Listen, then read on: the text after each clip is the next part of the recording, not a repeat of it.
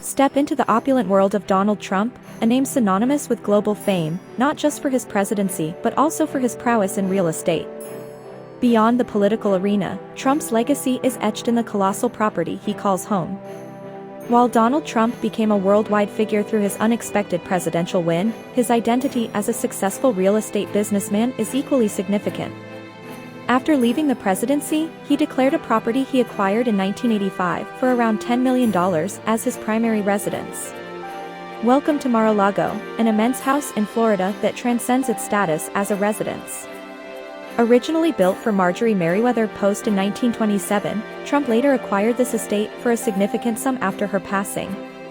This spectacular mansion, reflecting Spanish architecture, spans over 62,500 square feet. Trump, known for his penchant for luxury, added his personal touch with renovations, including a ballroom, spa, gym, and more. Today, Mar-a-Lago stands as a testament to Trump's vision. The estate boasts tennis courts, golf courses, swimming pools, and more, catering to the lavish lifestyle he has cultivated over the years. With 126 rooms, 58 bedrooms, and 33 bathrooms, Mar-a-Lago is a grandeur of architectural marvel.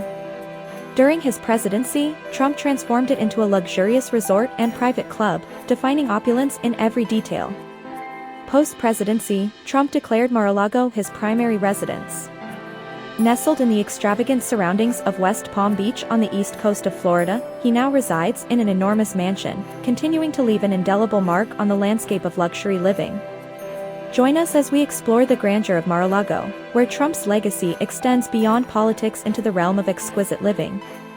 Like, subscribe, and hit the bell for more glimpses into iconic residences that shape our world.